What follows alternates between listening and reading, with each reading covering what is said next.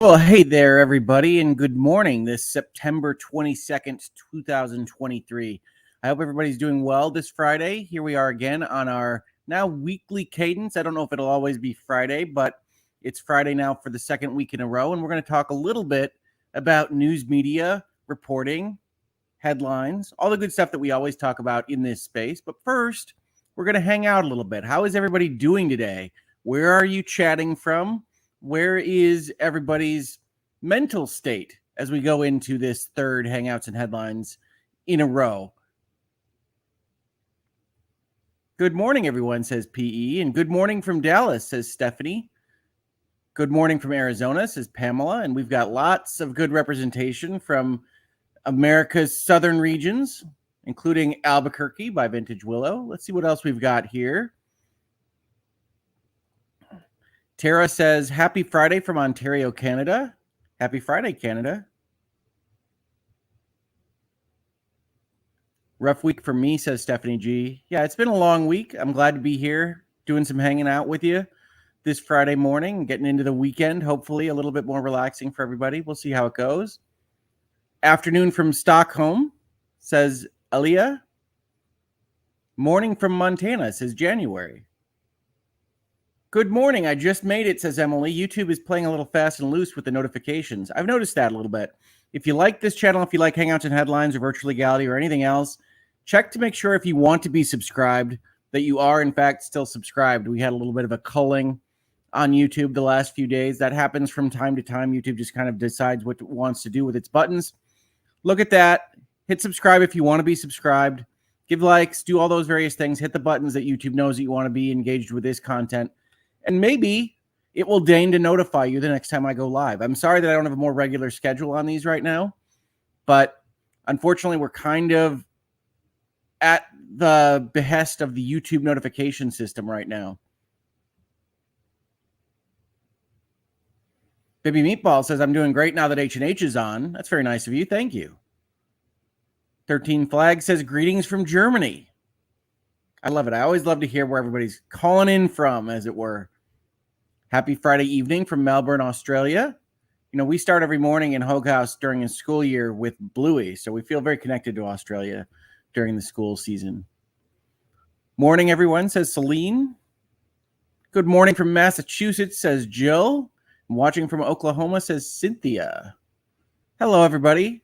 Again, I hope you're having a good day. Good day from Finland. Afternoon from the UK. We're going to talk about the UK today a little bit. You can't talk about Rupert Murdoch without talking about the United Kingdom and his newspapers there. So we're going to talk about that a little bit, certainly. Good morning from Connecticut. Good morning from San Diego. That's really both sides of the United States spectrum there, Connecticut and San Diego. Been a good week here, says me and my A. Just looking forward to going to Disney next week. I hope you have a great time. It's always nice to be looking forward to a vacation coming up. Marvin says, hello, I'm in Prague again, working. I think we talked about Prague last week. It's always been a place I want to visit, not for work necessarily, but I hope you're having a good day. Paige says, coming in from Northern Indiana with a Diet Pepsi. I don't have a Diet Pepsi. I just have tea here, but I'm glad you have a Diet Pepsi. It's always a risk to use just the left hand on a drink, but we're going to get through it together. Eris says, hey, from Sweden. Hey, Sweden. Christian says, good morning from South Carolina. I'm excited to see one live. Yeah, I'm excited to be here live. Kelly says, mental state is pretty good for Friday. Well, good. It's been a week. Did a lot of therapy yesterday. Therapy days are always tough. So it's nice to not do therapy today, although technically doing a show live on YouTube is a kind of speech therapy. But in any event, it's good to be here with you all in Hangouts and Headlines. Ms. Hoeg Law says, good morning from Michigan. That is indeed where we are. Robbie says, good morning from Nova Scotia. Thank you, everybody. Really glad to see everybody tuning in and finding us no matter what day we put the show on. So I'm really thankful for that, everybody.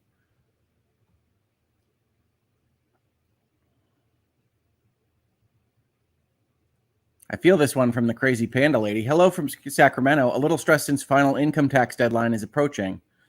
Yep. If you took the delay from April of this year, you've only got a few weeks left to get your taxes in. It's always a fun time. Powerpuff says Friday made even better with Hoeg and H&H. Thank you. It's too many H's. We got just too many H's up in here. All right, everybody. Anyone watching anything fun in TV or movie land? Playing any cool video games that you're enjoying? Playing any board games that you like? I tweeted out. Do I still tweet out on X? I don't know. I posted earlier this week that I kickstarted, which I don't regularly do, a board game update for the board game Final Girl that I've been playing this year, that I only got this year after everything happened in the hospital, and I really enjoy it. They are doing a season 3 Kickstarter. If you don't know Final Girl, it's basically a solo board game that is premised around kind of horror tropes, that you are going to be the final girl to survive this movie. And each box has a movie and a killer, and you have to try to get victims to escape with you while also fighting off the killer. And you can combine any killer with any location. And it's just a really good time. It's very intellectually demanding, which I have liked on some of my more boring therapy or other days. And if you like the sound of that at all, I couldn't recommend it more. It's the most thematic board game I think I've ever played. So Final Girl, check it out. It's my pitch for this episode. I am not in any way affiliated with Final Girl or Van Ryder Games or the people that make it or the Kickstarter. I'm just a supporter, and I love the product. So check it out if you're interested. I love the game. I think this one's going to be important today. This is a Nightbot message, but I just want to again say, hey, look, for some reason, I just keep picking political or politically adjacent topics here for Hangouts and Headlines these first couple weeks back. But although Rupert Murdoch is a politically relevant topic, this is not a political channel. This is not a politics episode. And so I just remind everybody that reasonable minds can differ on everything we're going to talk about in either direction. And what we're really interested in here is looking at the way the media covers the same story from multiple angles here. We've got a lot of tabs ready to be discussed today. So stick with me. I know it's a passionate topic. I saw even when I tweeted out this one, again, I'm not sure if I'm tweeting anymore, but Xing doesn't sound right.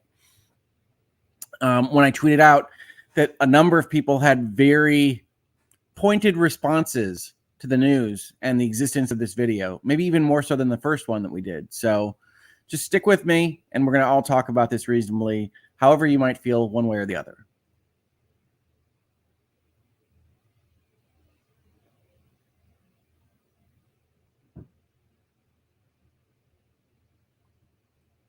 Lexi says, still working through Baldur's Gate 3 and Dave the Diver. Yes, there's just an untold amount of content in these video games that have come out in the last couple of months. So yeah, I might not ever beat Baldur's Gate 3, but it's a fantastic experience. And now the new Cyberpunk version is out, and so that's getting really polished up and has an expansion coming next week. Just a lot of good stuff.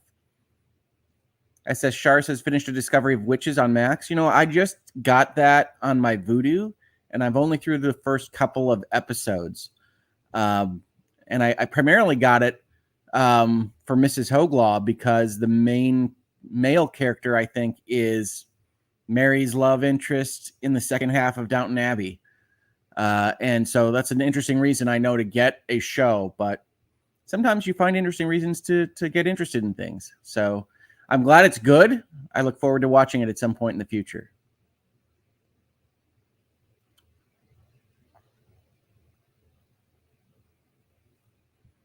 Matthew says, I was just rewatching the Depp trial, not sure how the idea came to me. It's amazing. My wife was just at the dentist this week, and a bunch of people said, oh, I saw your husband on the Netflix documentary, which is just amusing to me because, you know, we didn't license anything out. They just pulled it from YouTube clips of me on Legal Bites' channel, which is great. But it's interesting to go into the dentist and say, oh, yeah, we were watching your husband on Netflix. Okay, great. Nothing new in Movie Land, says Nicole, but did watch Edward Scissorhands with Celine last night. He convinced us he has scissors for fingers. He did. Lots of Johnny Depp references. I like it. Colonel says, I'm excited for the Percy Jackson Disney Plus show and Loki 2. One of the Hoaglings could not be more excited about the Percy Jackson show. Absolutely adores Percy Jackson. So we'll see. We'll see how it goes. I am hopeful, but Disney Plus has not made shows that I adore for the most part. There's one big exception, and that's Andor. Right now we're watching Ahsoka, and while I don't hate it, it doesn't offend me or anything. I don't love it either.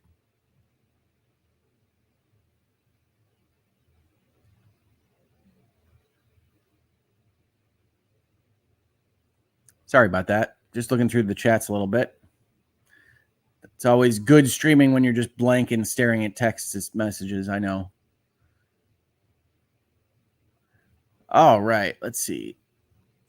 Christy Fletcher, Final Girl is so good. I saw the Kickstarter video yesterday. The villains look a little interesting. Think one was a Terminator type. Yes, this is season 3. So season 1 had a kind of Friday the 13th person and a Nightmare on Elm Street person. This one has like a Terminator, some kind of like Stranger Things villain, a Quiet Place villain. It looked like Hellraiser to me, and they're all offshoots, right? They're not like the official licensed material because you don't need that to get the theming. And as we talk about in virtual legality, you can't copyright ideas, you copyright expressions. So Final Girl seems fine, certainly on how they do that. But they are funny when you see it's okay. It's not Nightmare on Elm Street. It's something like Terror on Fear Street or something like that.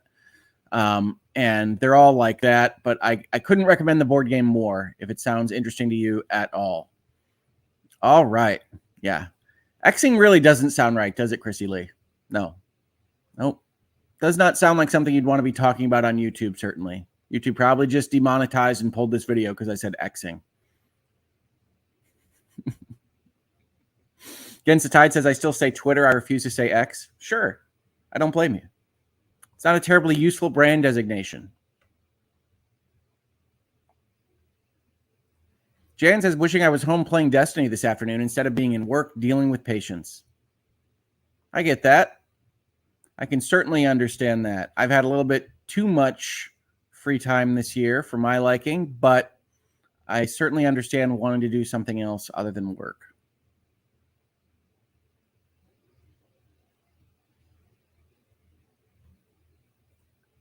Eat Fresh Guy says, I have a ton of homework due today and this weekend, trying to finish it now instead of playing more Starfield. Yep, I can understand the pull.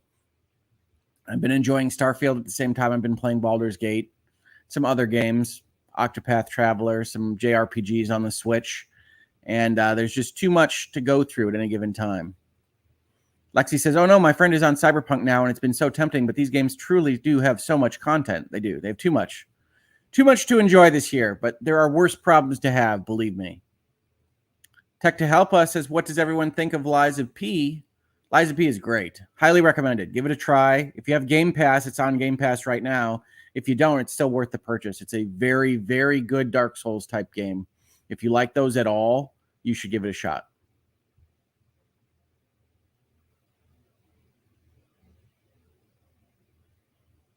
The Heather says, I just started the Billions show.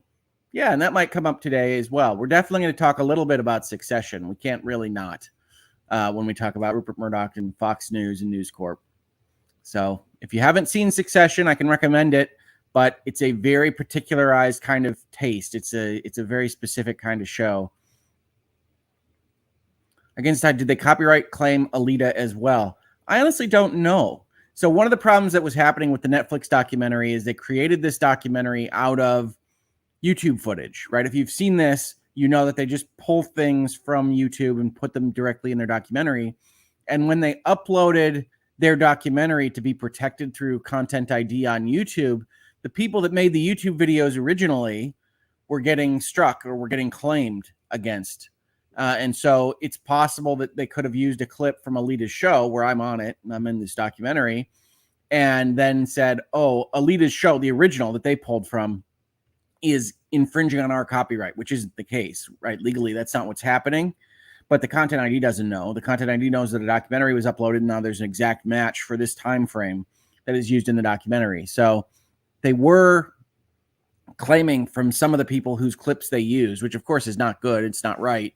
But I don't know whether they hit Alita or not. I haven't heard.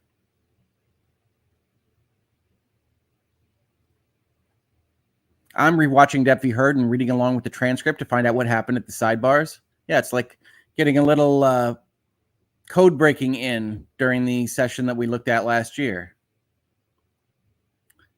Stephanie says, Good Omens Season 2 was fantastic. You know, I tried to watch Good Omens and I only ever got like 10 minutes in, so I should probably try that again. Just like video games, there's too much TV to watch, isn't there? Wow.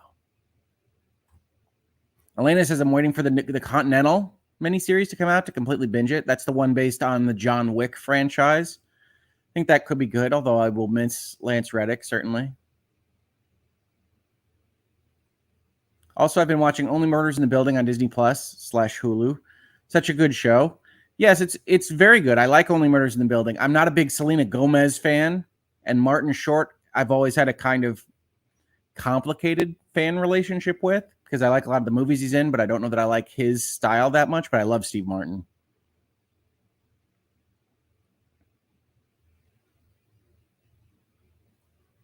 Kristen says, EDB, Emily D. Baker, has been talking about the Roman Empire all week, but I think the last time I thought about them was while reading the books by the Percy Jackson author.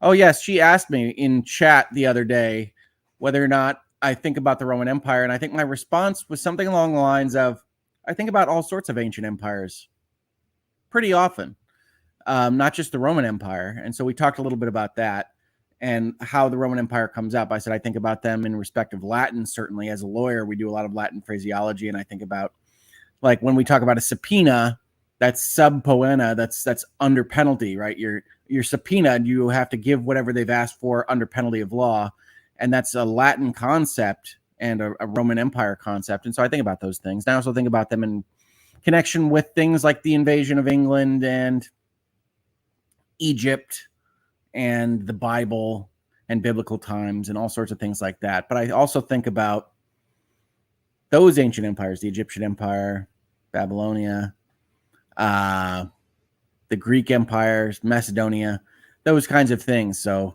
yes, I think about that stuff, maybe not once a day, but a couple times a week at least. And so, yeah, it's interesting. There's a book called The Final Girl Support Group. I bet there is, but that is not the Kickstarter. Final Girl is a pretty well-known trope. If you've watched any horror movies or even suspense movies, you know it from things like Alien, where, of course, Sigourney Weaver's Ellen Ripley is the sole survivor of the Nostromo, that kind of thing.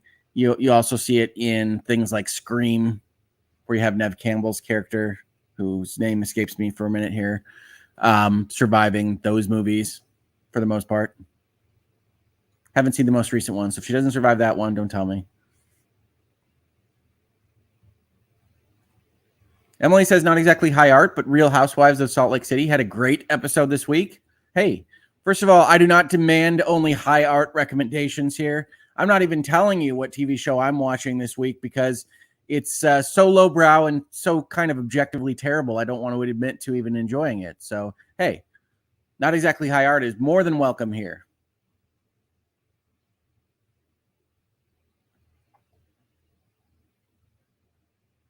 Akaruki says, I still don't get how Content ID thinks a newer upload is more original than the old YouTube streams a year ago. I just don't think it was designed to kind of look at the time dates and things like that and figure it out. Because when it was invented, people were uploading things that were from years ago, right? But those dates of upload would still be later than the actual copyright affix. So they wouldn't necessarily have a dating system that they'd want to just be hard and fast behind the scenes.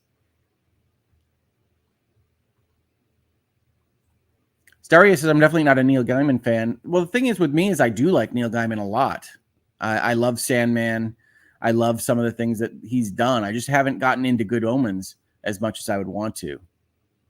What Netflix show is everyone talking about that Hoeg is in? I think it's just called Depp v. Heard. Is that the name of it?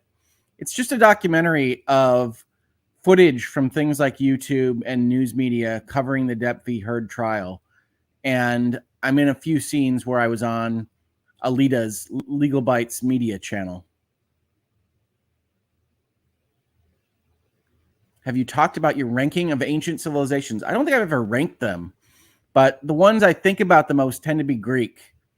I tend to like thinking about like the Peloponnesian War, Athens versus Sparta, that kind of thing. I'm not a scholar or anything, but that is one of the areas where I do think about things a lot, right? Boats in the Mediterranean, fighting on the shores, that kind of thing is interesting to me.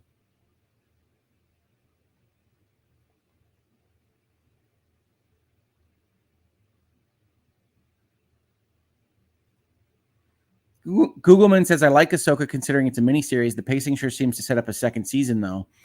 Yeah, I mean, it is very slow. It is a ponderous show. It's visually interesting. I actually really like the visuals they've come up with, which you would expect from an animation director.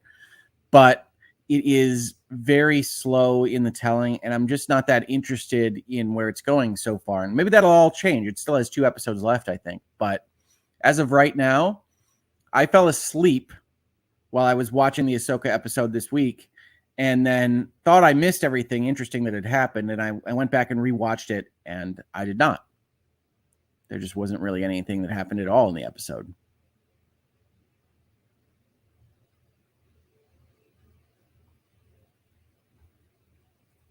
Catherine says, I'm surprised people don't think about the Roman Empire, right? I mean, how can you not think about aqueducts and sewer systems and all this stuff related to Rome and the various things that came before us? I also often think about, what would my life be like if it was in a completely different technological environment? And that's really interesting to think about. Marmar says, I heard you gave EDB your ranking of the ancient empires. I didn't rank anything. Emily is overselling here. But I did mention various empires that I think about, including Athens and Sparta, the Peloponnesian War, Macedonia, Egypt, Rome. I tend to think of the Greeks with science, Rome with kind of the martial arts, war and whatnot. And certainly when I think of swords and swordplay, I think of the Roman Empire. But I didn't rank anything. So I'm not holding out on you. I'm not secretly ranking ancient empires here just off screen. I just don't have a ranking. PE says, going to a murder mystery dinner show tomorrow. We'll try channeling Hoeg to solve the case.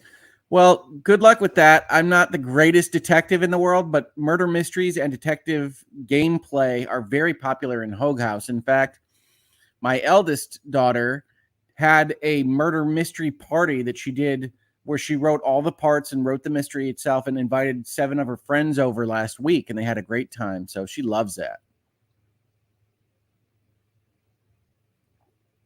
Baritza says, Hoeg, you look good, which I'm going to take as a measure of my health and not just get all egotistical here, but I appreciate that. Thank you very much. S.S. Shar says, have you seen The Wheel of Time? I believe you're referring to the TV show and not just in general, because that's a little bit more metaphorical. But yes, I have seen the TV show.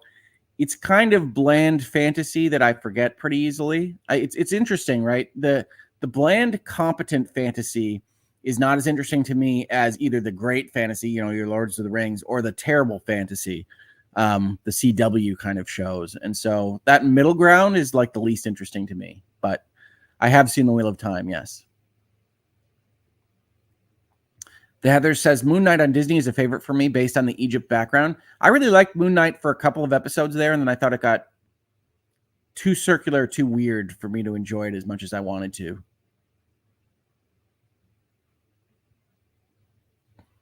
Mrs. Hoeg says, ha ha ha, me and my Hoagling's Latin teacher said, your parents won't know what this means. And the Hoagling said, mine will. Oh, yes. Well, we might have wedding rings with certain Latin phrases in them. We're weirdos, though. Googleman says, I like Terry Pratchett more than Gaiman, but he's not writing anymore. Yeah, that does happen. Yeah, and I can see that. I like Neil Gaiman's stuff, but I'm not sure I always like his plot lines. I like that kind of original burst of creativity and imaginativeness that comes with Neil Gaiman. And I think you get some of that with Terry Pratchett, but I do think Terry Pratchett might write better stories overall. I'm willing to grant that. Francisco says, American Gods was so good. I didn't watch that. I don't think I had whatever channel it was on at the time. Is that HBO? So I haven't caught up on that either. So I'm a bad Neil Gaiman fan.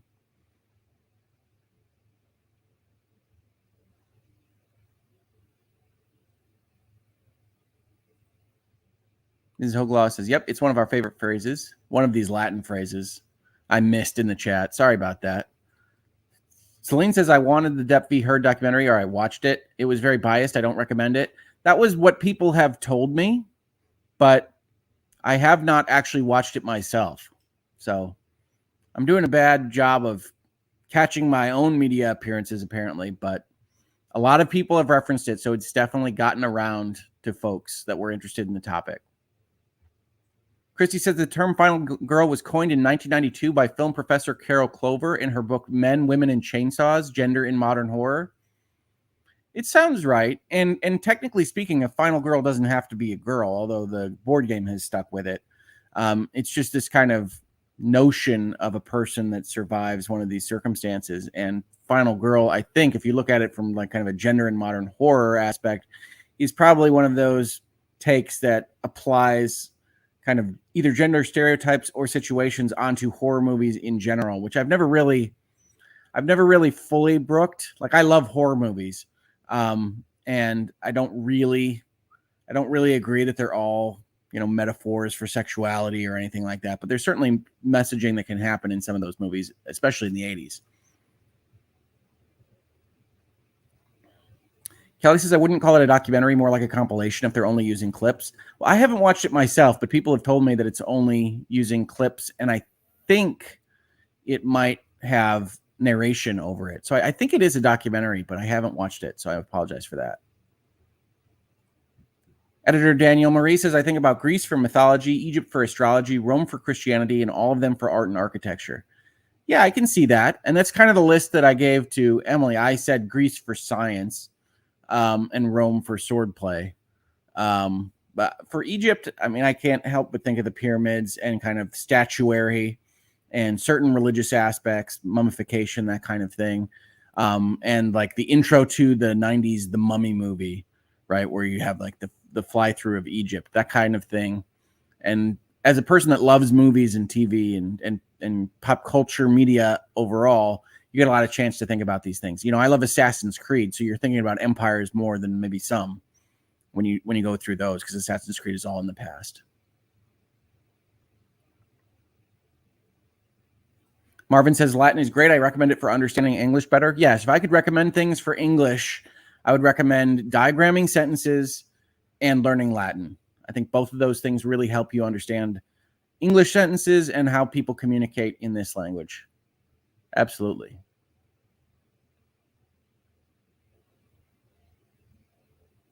Francisca said I had to study Roman law in my first year of law school. I did not, I don't think, unless I'm blacking it out. I do not believe I studied ancient laws when I was in law school. Caden says, I feel like I think about the French Revolution more than I do the Roman Empire. Sure. I mean, I think all of the kind of major revolutions of the late 18th century, I think about a lot. And I think a lot of Americans probably think about the American Revolution. French Revolution is certainly interesting. You think about that, for me, when you think about kind of class warfare and frictions between classes, which will actually probably come up in what we're talking about today, because Rupert Murdoch says something about elites that I do think of, like French Revolution or revolutionary tendencies when we think about those topics. Elena says, if you ask Rob about the Roman Empire, he will hate you for asking. I don't know. I don't know whether Rob thinks about the Roman Empire, but I don't know that he'd hate me for asking. But if you had to rank them, what would that look like? Again, I think my favorites to think about is kind of the Peloponnesian War era, Sparta versus Athens with Persia sitting in the sidelines. Like, I really like thinking about those aspects. So those would be my top ones to think about. But after that, probably Rome, then Egypt, in terms of what I enjoy thinking about, but not a ranking in terms of what they did or their empire size or anything like that.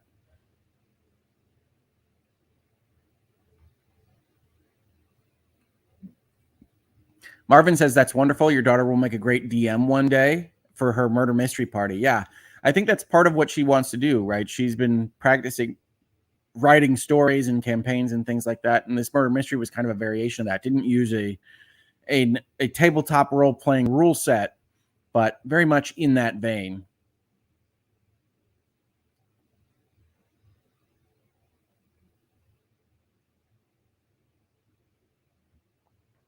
And you can tell how far behind I am because you all are fantastic at chatting and commenting. And thank you so much for supporting this channel and these shows.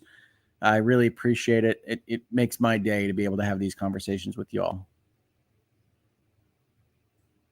MZ, diagramming English. Yep, partitioning, it's not to help those who also want to visualize the patterns related to sounds flowing, natural stream of speech.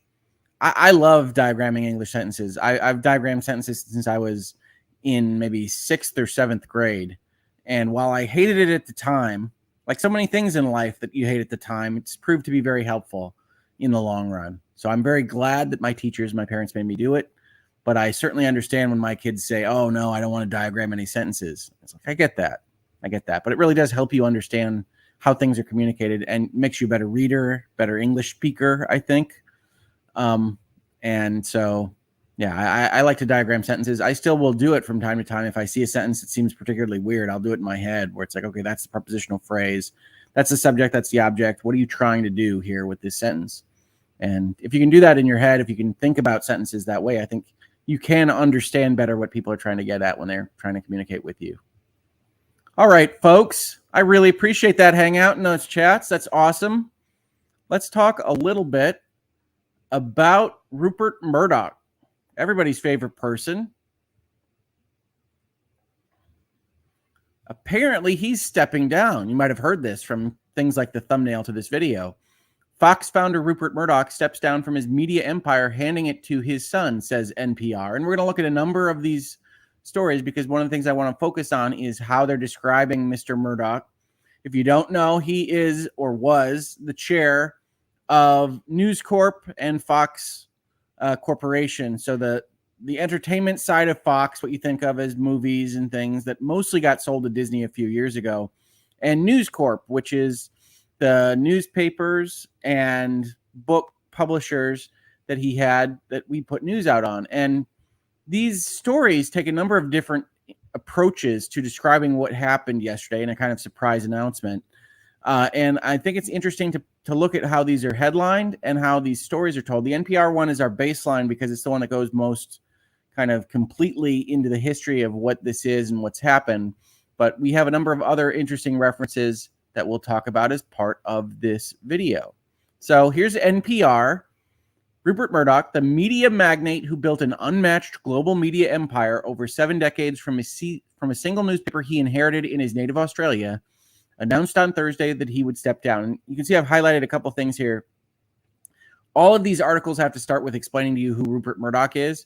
NPR used a kind of neutral term, media magnate, and then a positive term insofar as explaining why this person is worthy of news significance, an unmatched global media empire, and then frames it as coming from a kind of bootstrap pulling operation from a single newspaper he inherited. Now, technically speaking, inheritance is a potentially kind of loaded term, right? He didn't buy this on his own. He didn't otherwise come directly from nothing, but building News Corp from a single newspaper is still an impressive feat. And this is overall a fairly positive spin on Rupert Murdoch at the top of NPR.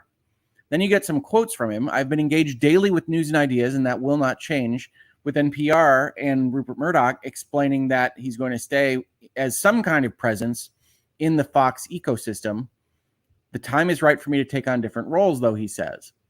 Murdoch's career has been marked by a singular drive for business success, an eagerness to have sway over elections and policies, and the repeated eruption of scandals, as described by NPR here, which, as you can kind of see from the highlights, starts with a positive, goes into kind of a mixed, right? Because an eagerness to have sway over elections and policies, I can't speak for you, but it's something that I have a certain negative reaction to, right? You don't want people to have sway over things in general. That's a kind of negative notion. And certainly when you start talking about democratic ideals like elections and policies, it gives you a little bit of wariness, but it's not necessarily negative. There's nothing wrong with wanting to have sway over those things. It's kind of the presence of having sway over them that's a problem. So that's kind of mixed. And then the repeated eruption of scandals. So the way this sentence is constructed goes kind of down the line, positive, mixed, negative.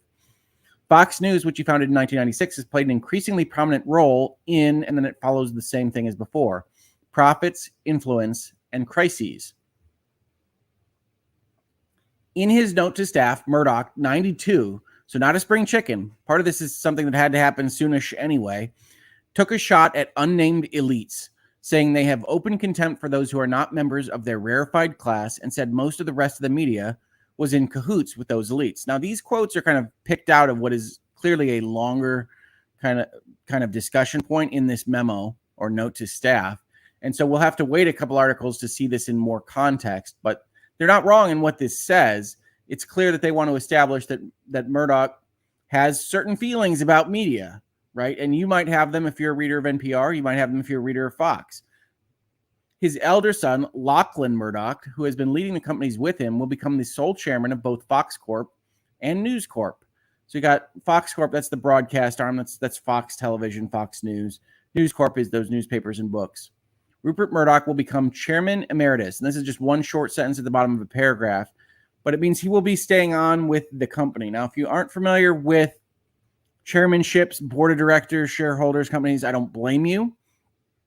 But what this is saying is before this announcement, or really before November, which we'll see in a second, Rupert Murdoch was the head of the board. He was in charge of the company's overall kind of direction and in charge of hiring management. Now, that doesn't mean he has extra power, but it does mean he controls kind of the board agenda, how meetings go. If you've ever been in a meeting that has a chair, then you know that is an important role that can really end discussion, continue discussion, decide what things are going to be discussed at all.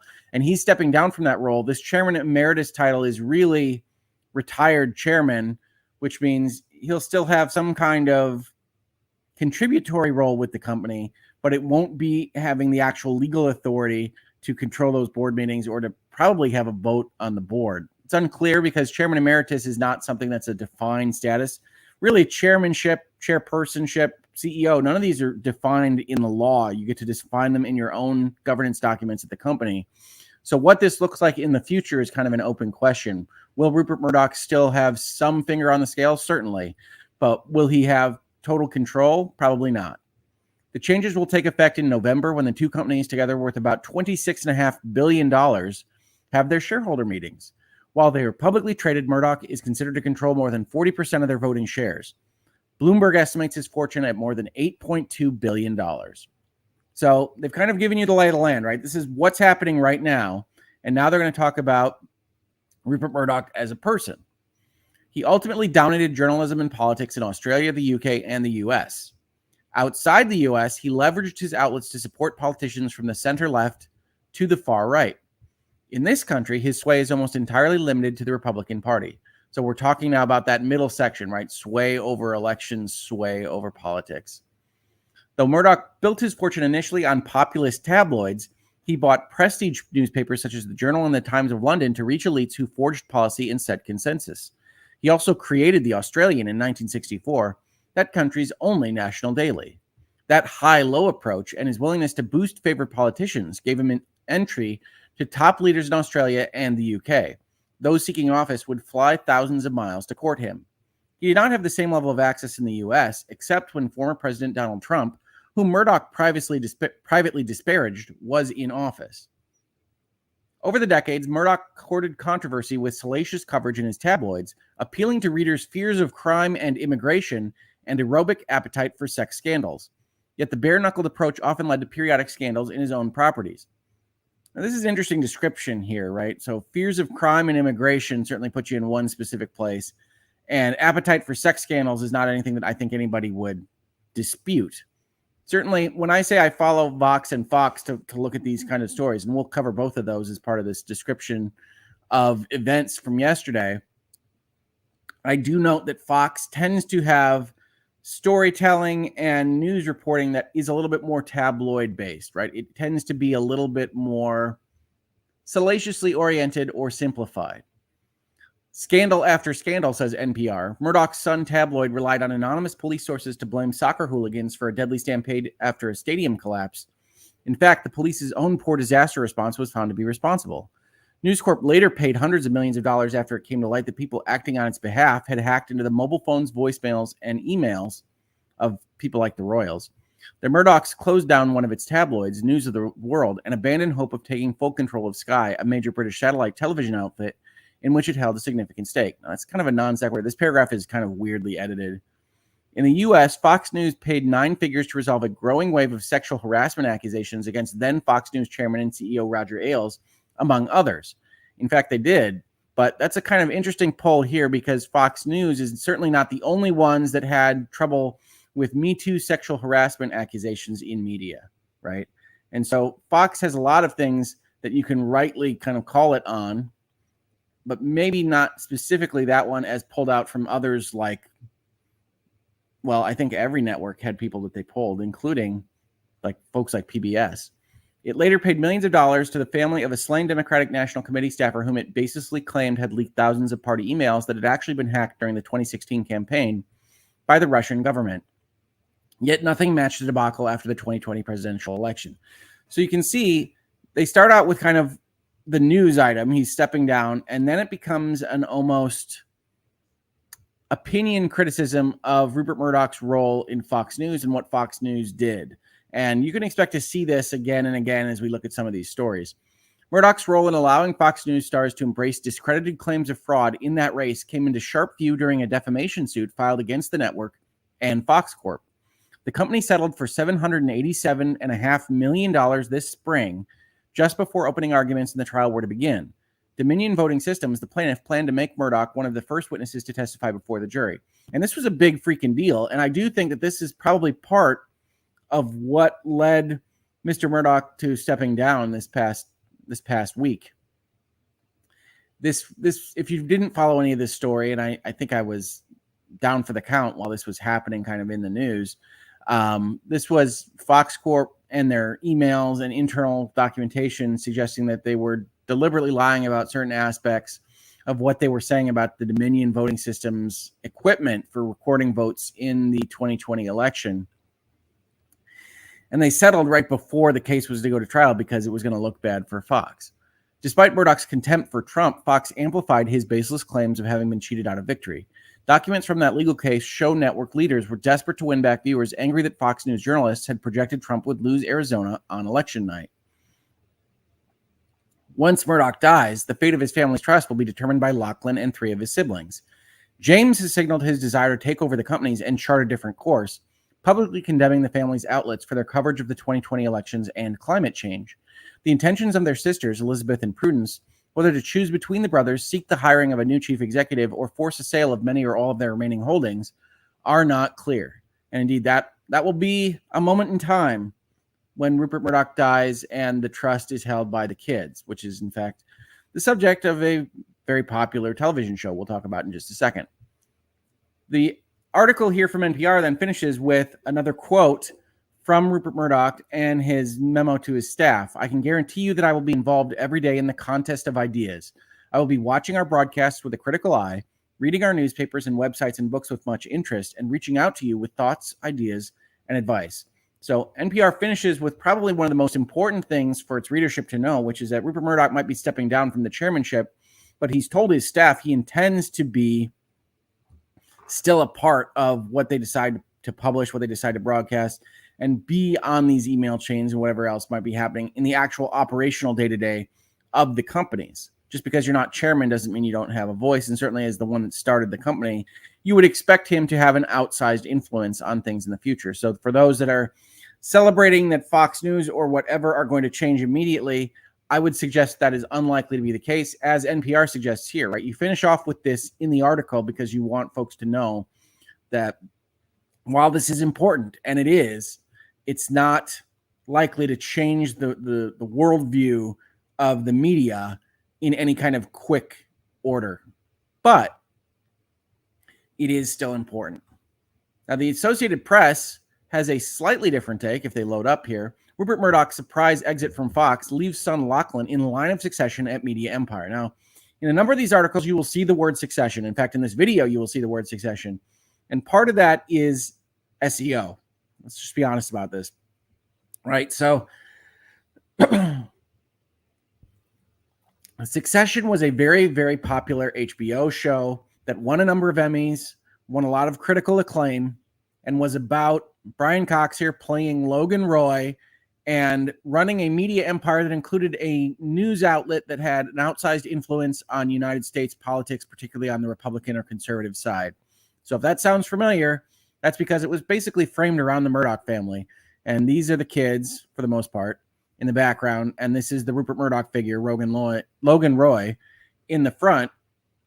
And this entire show is basically about a dysfunctional family fighting over what will be the scraps of the company that Mr. Roy left. So you'll see this phrase as in the AP article here, Succession, a lot. And you'll see references to the HBO show a lot as well. I do recommend it. It's a very good show, although it has a little problem playing fast and loose with business law topics. I've actually considered in the past doing short form video walkthroughs of the various things that they discuss in those episodes, like a bear hug or mergers and acquisitions in general, how the board meetings work, various functions of secretaries and conflicts of interest at the board level.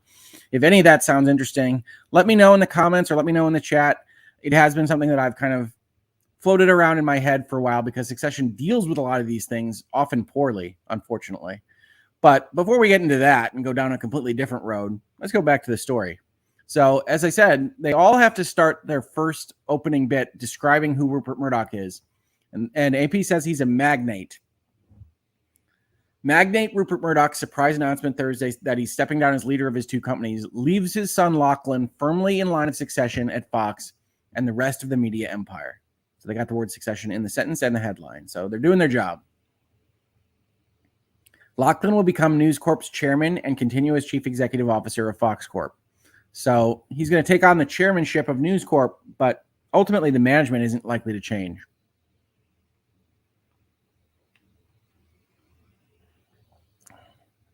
Associated Press then says Fox News Channel has profoundly influenced television and national politics since its start in 1996, making Murdoch a hero to some and a pariah to others.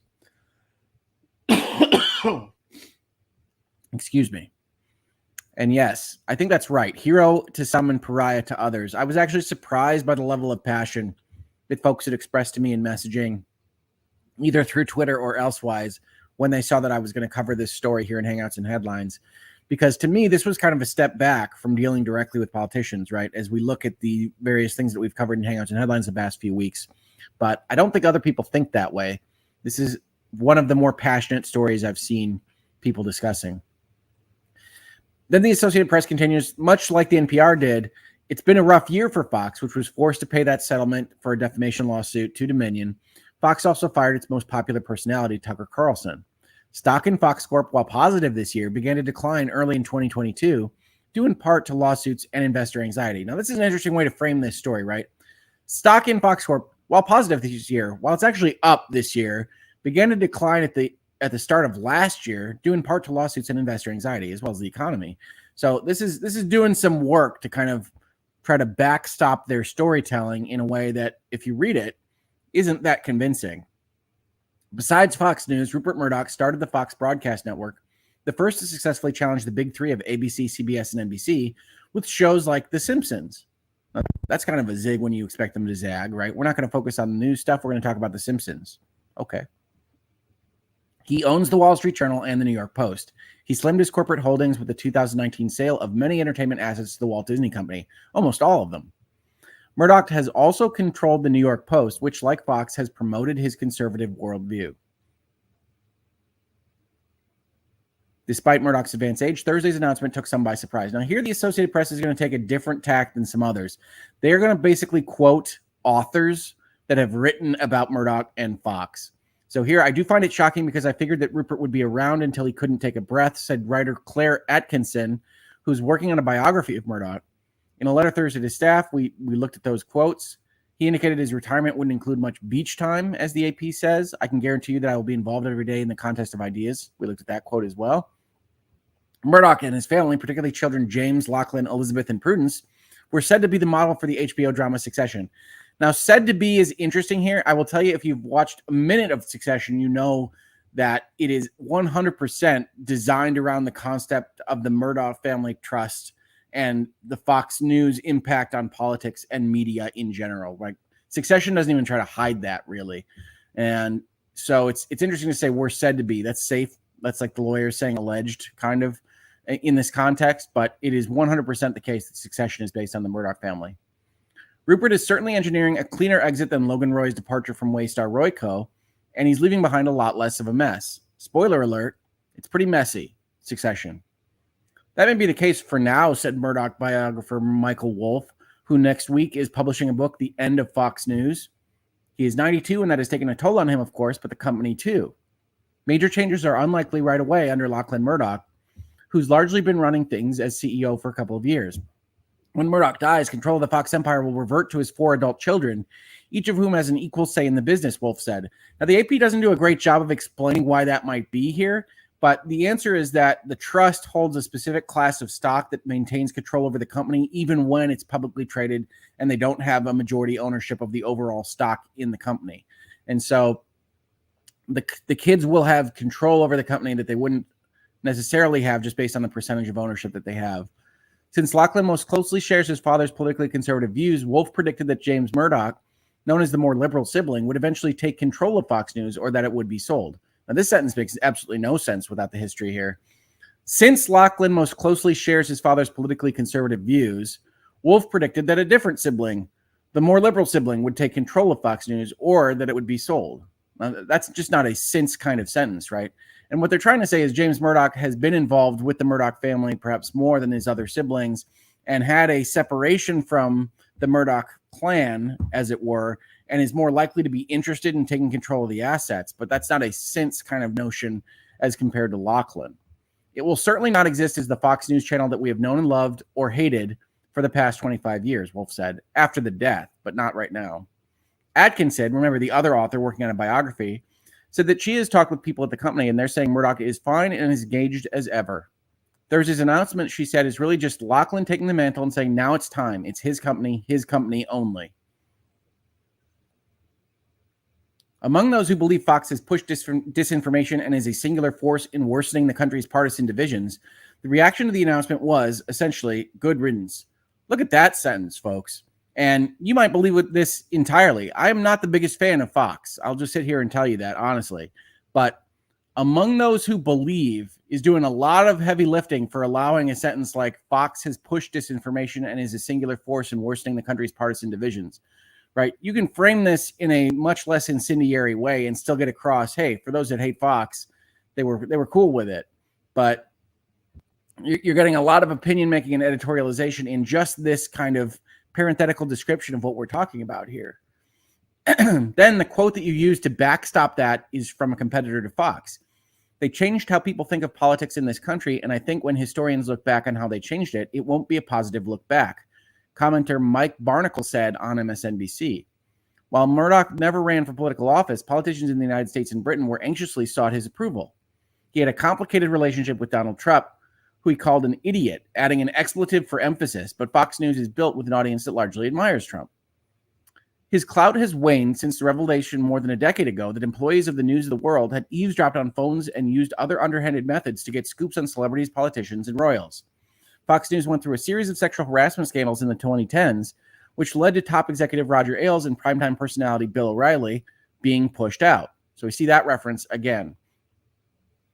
And so the AP takes a similar tack to NPR, but uses less kind of neutral language and more incendiary language, also with emphasis from quotes from either adjacent figures, competitors to Fox, or authors of exposés and tell-all books about Fox and the Murdoch family. So it's making specific choices about what information to tell you. Then we have CNN, obviously a noted competitor to Fox News. Rupert Murdoch steps down as Fox and News Corp chairman, sending shockwaves through media and politics. Now that's editorialization, but certainly emphasizing the importance of the move. Now, in terms of description, CNN says Rupert Murdoch, the powerful right-wing media mogul who built and oversaw one of the world's most influential news empires, announced Thursday that he will step down as chairman of his companies. So, powerful right-wing media mogul is telling you how to feel about Rupert Murdoch, because mogul isn't a very pleasant word for thinking about someone in the news media. Right wing isn't a very pleasant thought, certainly for CNN readers or viewers, but just in general, you don't want to be on the extremes of any kind of political notion. So powerful right wing media mogul is quite the negative connotative description of an individual. Murdoch has for decades commanded considerable influence in the Republican Party, matched by only a select few. His retirement comes at a key moment in the media industry as entrenched entertainment giants confront a sweeping transformation of the traditional television and film business, and consumers rapidly gravitate towards streaming services and maybe back away again from them once they increase their prices. We'll see. This paragraph actually, even though it's kind of a few deep and not what most of these articles focus on, is probably one of the more important that I think that we see in covering this story, which is that industries change, industries evolve, industries shift. And however old you are, at some point as a manager or a chairman, you get to a point where you're just not ready or willing to do the next shift. You know that there needs to be another evolution. There needs to be another strategic realignment for whatever your company is doing, and you're just not up for it. I've seen this from CEO retirements at a much younger age than Mr. Murdoch here, but that to me seems to speak to one of the more reasonable takes on why you would step aside right now. You've got the Dominion lawsuit, which is a big egg on your face. You've got various other things, but you most importantly have the entire business of news media and delivering content into people's homes changing at a business level, a fundamental business level that maybe you're just not willing to spend the time and homework to go figure out what your proper move should be. That happens all the time. Murdoch's decision to step down as chairman of his companies will also send shockwaves through the political world, just as the 2024 presidential race heats up. God help us. It's right. It's true. The presidential race next November is in fact heating up right now, but I wish it weren't. Fox News remains ensnared in litigation stemming from the network's peddling of former President Donald Trump's election lies in the wake of the 2020 election.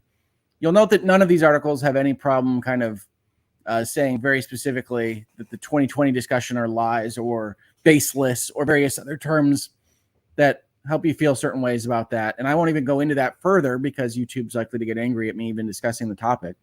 My father firmly believed in freedom, and Lachlan is absolutely committed to the cause.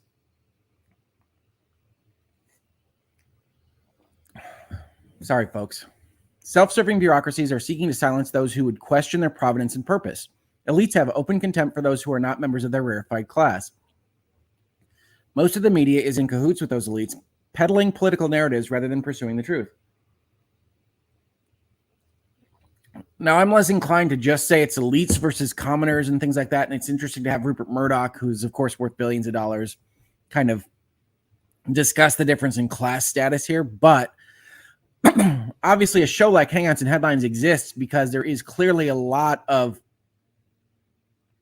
putting the finger on the scales done by the media for various things, starting with, in this space, Depp v. Heard, but continuing through all sorts of more important things like politics and national policy. Rupert Murdoch then assured staffers he's in robust health. He will be involved every day in the contest of ideas, as we saw before. And then we see CNN go into Rupert Murdoch's career. So first, I wanted to give credit to them for putting the quote here about elites with more context than the other places that we have seen. But like the rest, they do find it more important to discuss the history of Fox, the history of the Sun, and the Australian and various other things that Murdoch has done. What's interesting to me about this is that it almost comes across like an obituary, right? A lot of these articles are what you might read when you're discussing somebody having died. And he's just stepping down from the chairmanship here. He's not dead. And so that's an interesting part of the CNN story as well.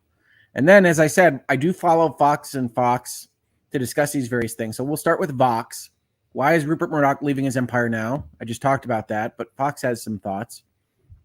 Rupert Murdoch spent a lifetime building one of the world's most important media empires. Now at age 92, he says he's no longer going to run it day to day. And that's a very neutral opening line from Vox. So I do prefer that neutrality. Different strokes for different folks on which intro you prefer here to describing Rupert Murdoch. But Vox is very neutral with that sentence. Who's going to run the media empire? Lachlan was already CEO of Fox Corporation, and he'll become the sole chair of News Corp. Okay, but who's really going to run it? That's a good question. Fox and News Corp are public companies, but the Murdoch family controls them via ownership of a special class of shares, and Rupert Murdoch still controls the trust that controls those shares. So at the moment, nothing structural is going to happen at either company without his assent. So that's a complicated sentence and thought, but yes, nothing is going to change without him agreeing to it. That doesn't mean nothing is going to change. This is a signal that he's stepping down from the chairmanship, so things are more likely to change than they were before yesterday. But they can't change without his approval, which means that things aren't going to get wildly weird at his companies because he's still going to have to agree to anything that changes. It's also worth noting, says Vox, that there's a scenario that gets floated periodically in which Lachlan's brother James, who used to help manage the family business but split from it a few years ago, wrests control of it following his father's death, right? This is why Succession is super popular. All these kinds of things happen in that HBO show. Why is Murdoch stepping down now? We can't stress this enough. He's 92. He was going to have to leave the company sooner or later. But in a memo to his employees, he says he's in robust health. Murdoch's future and the future of his empire once he leaves have been the object of media speculation for years, and not just on prestige TV. This week, for example, author Michael Wolff published The Fall, the End of Fox News and the Murdoch Dynasty, which covers infighting within the Murdoch empire and begins with a mock obituary for Murdoch. How will things change at Murdoch's company if he's not on their boards? Murdoch was famously hands-on with many of his news properties. Fox News was a slightly different case. For a long time, it was run as a fiefdom by executive Roger Ailes, though Murdoch certainly had views about the channel's coverage and enjoyed the power it gave him in Republican politics. There's also an alternate view of Murdoch's recent involvement at the company, which is that he hasn't been that involved. There's a leadership void, said professional Murdoch watcher Brian Stetler. Now, that can't be, Vox. First of all, I want to give you credit for a lot of this article because I think you're filling in blanks that some of the other articles are not, and you're doing it well. But Brian Stetler, most recently of CNN, cannot be a professional Murdoch watcher. You're not getting paid solely to watch Murdoch. Stetler notes that during the discovery for the Fox Dominion defamation case, emails and depositions paint Murdoch as more of a bystander to the goings-on at Fox News. That's a real change from the Murdoch of old.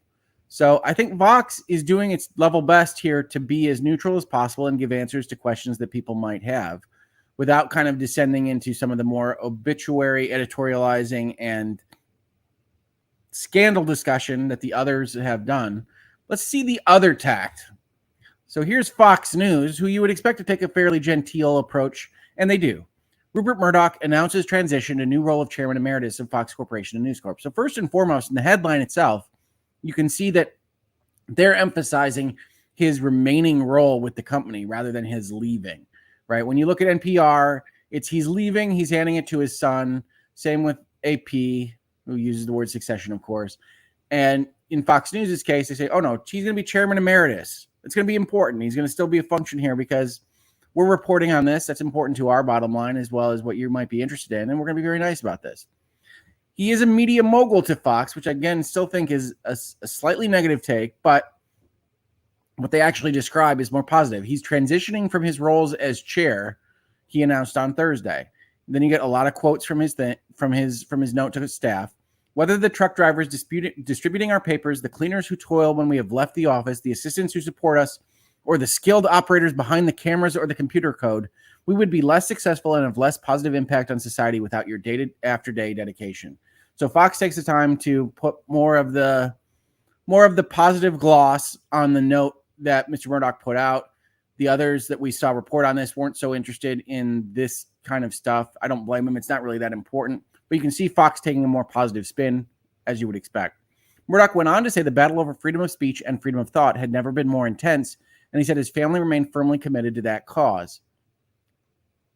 So Fox takes this positive approach, and then going even further than Fox, which you might not think is possible, but remember, Rupert Murdoch owns a lot of stuff. The Sun says Rupert Murdoch has two key characteristics which make him the most phenomenal newsman of the modern age. So a lot of the times when we cover things in Hangouts and Headlines, we have to parse things out, and I have to talk a little bit about what I see as positive and negative characteristics and how things are editorialized or hyperbole. I don't think anybody needs help to see how this is the most hyperbolic headline that we've probably read in this space. He's the most phenomenal newsman of the modern age. Okay? All right, so why? Rupert Murdoch has two key characteristics which make him far and away the most phenomenal newspaper man of the modern age. The first is his upbringing in classless Australia. They don't mean lacking in refinement. They mean that it doesn't have class demarkers or lines between class systems. More even than America, says this author, anyone from any background can aspire to the highest pinnacles of success. So he's from Australia. The second is his rare talent to spot an opportunity and the courage to stake everything on its success. It is the gambler in Rupert Murdoch, coupled with a fabled talent to see around corners, which propelled him from running a small-town newspaper to transforming the way the world reads, hears, and sees the news. It's pretty broad description, but probably not wrong. It is what drove the success of this newspaper, the Super Soaraway Sun, as the biggest-selling English-language newspaper. And it is the fuel that provided liftoff against the odds for Sky TV to revolutionize news and sports coverage and turn Premier League football, soccer, to my American friends, into a multi-billion-pound financial giant. As the Sun's political editor and columnist for 40 years, and so we see a little bit behind the curtain, I've enjoyed knowing the man we call the boss, both at leisure and under pressure as chief of the world's greatest media empire. I watched him turn the Super Soaraway Sun into essential breakfast reading for millions of dedicated readers. I've seen him prove time and again that democracy and free speech only flourish under a free, vigorous, and sometimes controversial press. What's interesting here is you'll also see in other articles that you read, I'm not reading all of the articles that I looked at before this, and there are plenty discussing that whether or not this is good or bad for democracy and free speech is going to depend in large part on where you're reading the story. I think probably every instance of this is a little bit too hyperbolic. Rupert Murdoch stepping down from the chairmanship of two companies that he doesn't really run day to day right now is probably not the biggest deal in the world. But overall, it's interesting to see democracy, freedom of speech, these various things used as positives, but in very different ways in these articles. His newspapers, including the Times and Sunday Times, are more recently America's Wall Street Journal, have challenged establishment figures who once expected an easy ride. Yes, that's what the Wall Street Journal is known for. In any event, that's the way this is all being covered right now. I wanted to discuss it with you because I thought it was fascinating, and obviously it's a big news item that I wanted to discuss. But is it as important as NPR and the AP suggest? Probably not. I think my favorite of these articles is actually the Vox article because I think it's the most informational of the things that I looked at for this. I can't recommend the Sun editorial, obviously, because, well, it's just a little much for me. But what do you all think? Which one do you like the best? What approach do you like the best? How do you feel about Rupert Murdoch? How do you feel about Fox News? I'm happy to have all those discussions. Remembering, of course, that reasonable minds can differ. We don't do ad hominem attacks either to me or to other people in the chat. But I'm happy to have any discussion that you all want to have in the second half of Hangouts here after we discuss the main news item. So Sparktabulous says, I am right. I don't know what I'm right about. I just like to hear it. But thank you, Sparktabulous. Thank you so much. Schminny D says they have actively participated in and created a class war in Australia. I can't speak to the class situation in Australia outside of my viewings of Bluey, so I can't speak to that. But Schminny D, I will take it under advisement. And certainly here in America, a lot of folks blame Fox News for exacerbating class and political division and kind of polarizing the country a little bit.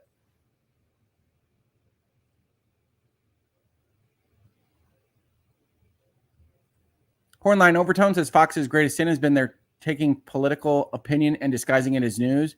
I do think if you look at the chyrons of a Fox News broadcast, a lot of them tend to be very editorial in nature, right? That's something I flag here with respect to newspaper articles and things. But if you look at their actual broadcasts, and I say the same about MSNBC, I'd say the same about Newsmax, right? But I think Fox kind of started off this tabloid editorialized news description that I think is not great for understanding, right?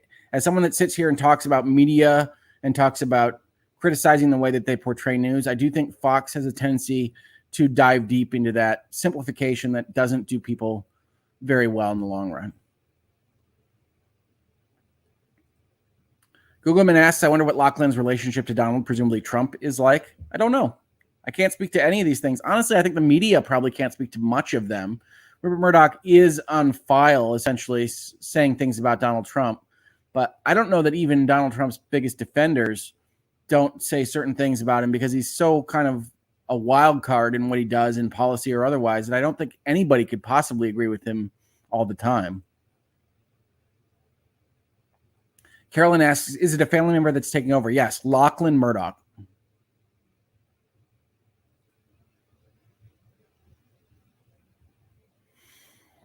We have various people in the chat discussing the various utilitarian uses of the newspapers that News Corp has created, including, I think that there's some toilet paper references there, but we'll see. Darren says they own 70% of print media in Australia, including every regional paper. Yeah, and I don't think that's good for anybody either. Either direction, I don't think it's good to have one kind of mind controlling that much informational discourse. But I can't speak to what Australian newspaper reading is like, unfortunately. I'm sorry about that. Clansome says the readership of The Sun has made it very influential, and its politics have shifted from right to left to right again. Yeah, I mean, I think one thing that's probably missing from some of the editorializing that I read and some of the descriptions that you saw was that my understanding is that, especially outside the United States, there is a tendency for the Rupert Murdoch empire to be more populist in nature and to go after where they think they're going to get the most, what we would describe as clicks here in the modern age, but sell the most papers, sell the most ads on the TV show, get the most clicks, whatever that is. And while I don't think that that's terribly useful overall to like an educated society, I don't know that that's specifically kind of political influence peddling as much as some of the places that we were reading today suggest.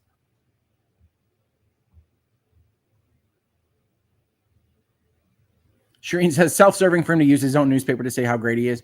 Well, I mean, I don't think that he implanted a chip in that author's brain or anything. I think he probably legitimately believes that, but certainly I worked with you for 40 years. I've had this job that you've signed the checks for 40 years, and you're like the most influential person in the history of the world is perhaps a bit much. Kelly says, as a Democrat, I don't really watch Fox, but I don't fault others for watching it. I also don't really watch CNN either. I prefer reading articles just to get facts and decide on my own. Yeah, I mean, I think the 24/7 news cycle is something that we could discuss probably in a more considered video format and whether or not it's been useful overall. I would argue that it probably hasn't, but I think that Fox has contributed to some of that, and I think CNN and MSNBC and others on various sides have contributed to that as well. So I don't want to separate just on political lines there, and I agree with you that maybe it's a little bit better to read sometimes rather than watch TV shows about it. Cass says, isn't The Sun the paper that Johnny Depp sued in the UK? I think so, but I haven't thought about that in a while, so if I'm wrong, I apologize. Editor Danielle Marie says, great breakdowns of the articles as always. I guess people on side of the aisle want to mark the moment for different reasons. Yeah, a little bit. And I could have pulled another 50 articles, but those were the ones that I thought were the most interesting that we could talk about the various ways in which people were covering this. So yeah, this is all over the place. If you type in Murdoch in your search engine, whichever your preferred one is, you'll see a bunch of articles.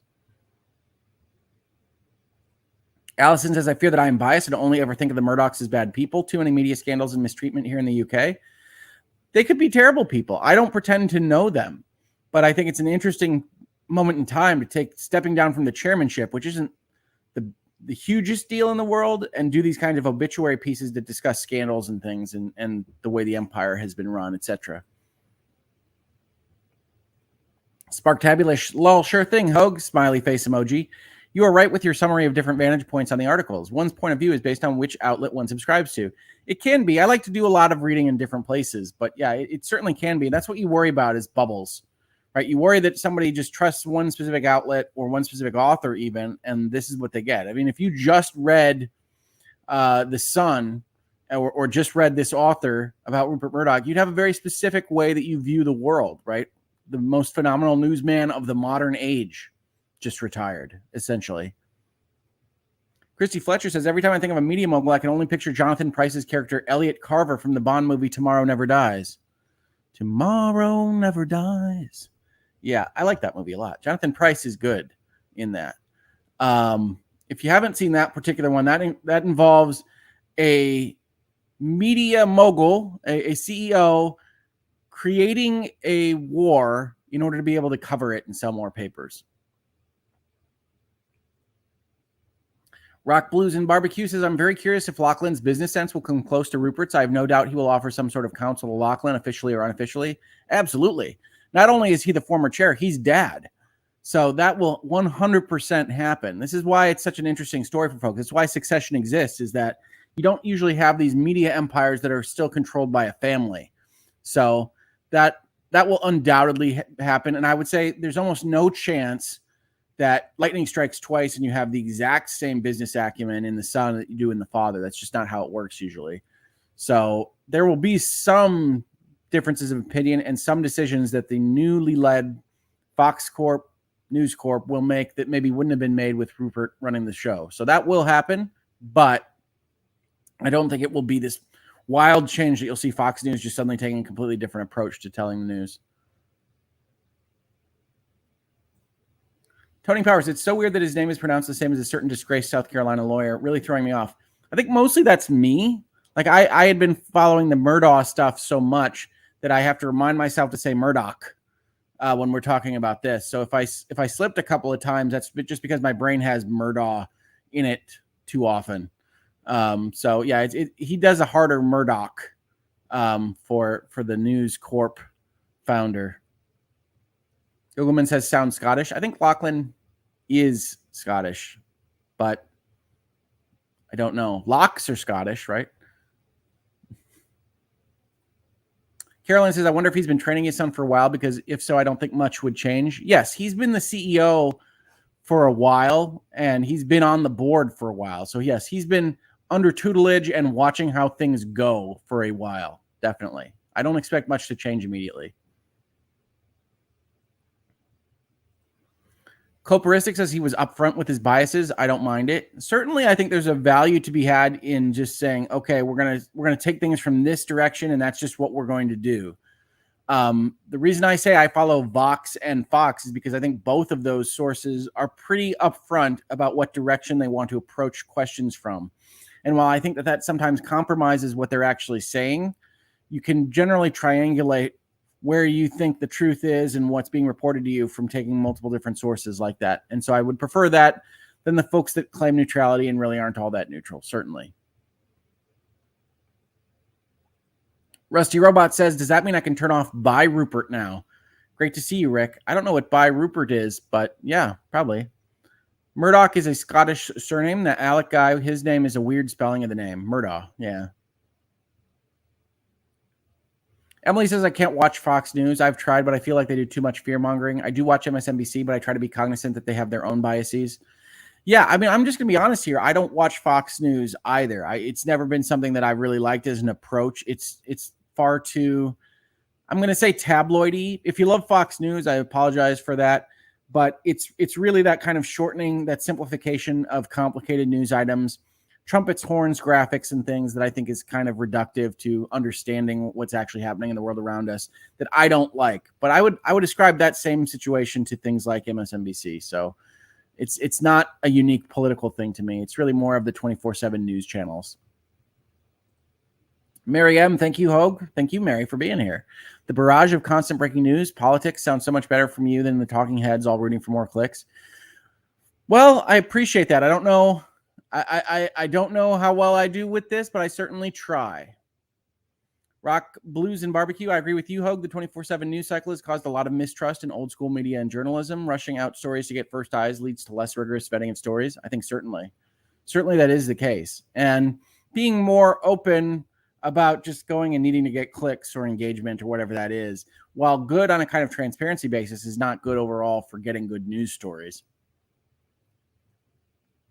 Even in a country as big as the US, there's not enough national news going on all the time for a 24-hour news channel to need to exist. Extending the news hour to 2 or 3 hours makes a lot more sense. Yeah, but unfortunately, we have business models that are completely dependent on a 24/7 news cycle. So I don't know how people just turn on Fox or CNN or MSNBC and just sit there because they repeat themselves so often. But I do know people that do that. Hornline Overtone says, if you care about being informed, you should read both Fox and CNN plus other sources and assume reality is somewhere in the middle of it all. That's true. That's true. It's just difficult sometimes because if you don't have anything to base anything on, if all of the institutional groundwork falls away, you just feel like you're floating in space. So I agree that you should triangulate. You should read multiple sources. But I also understand people that feel just a little bit without gravity because the institutions have so much lost trust in the last few years.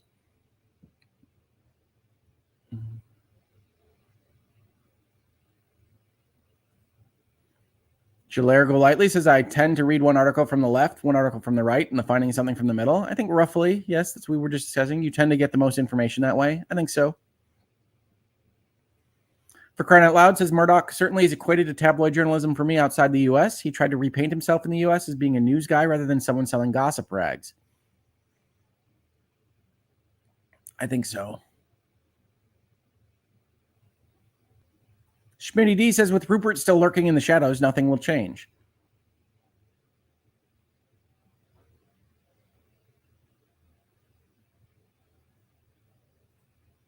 Pitification. Hi from Norway. May Hoeg explain why LawTube in general is not covering the law side of the Trump trials? No, it is polarizing, but a lot of interesting law too. I can't speak for all of my colleagues talking about law stuff on YouTube, but I can tell you that for me, I'm still kind of getting back into the swing of things, doing videos and live streams at all. So you won't get things that are that highly polarizing or that incendiary in this space. And I apologize for that if you're interested in it. I think some of my colleagues might well pick up the reins there, but I can't make promises for them, unfortunately.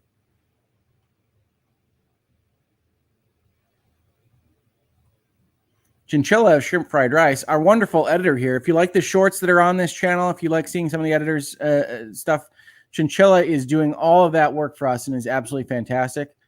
Hoeg is the YouTube Care Bear mogul / Final Fantasy Moogle. I will accept those. I will accept Care Bear mogul and Final Fantasy Moogle. I'll accept both of those. It's excellent. Thank you, Chinchilla. I really appreciate it.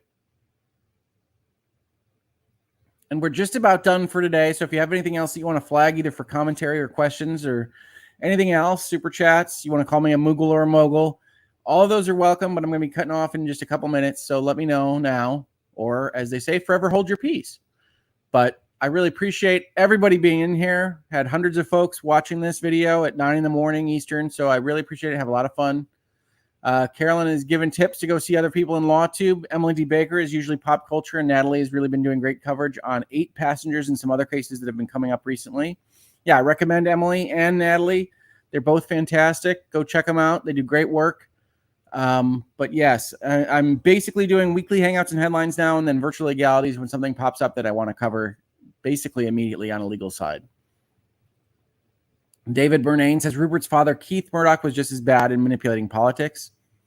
It's fair. We all descend from parents that have certain qualities and characteristics. You've seen Papa Hogan here in space and from time to time.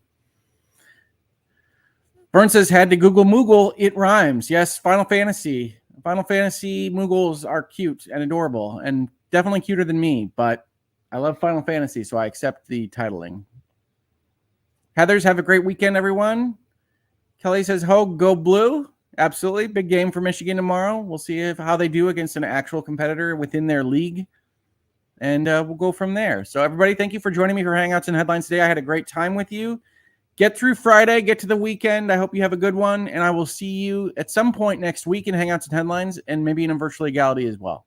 Talk to you soon.